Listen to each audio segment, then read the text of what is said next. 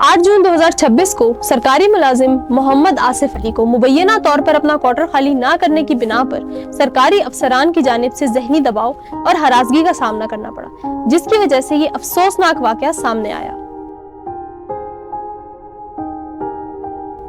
अब मजीद खामोश रहना या डरना कोई ऑप्शन नहीं है। क्या आप भी किसी सरकारी महकमे की गफलत या ब्लैकमेलिंग का शिकार हैं? तो अभी सीएम पोर्टल पर अपनी शिकायत दर्ज करवाएं।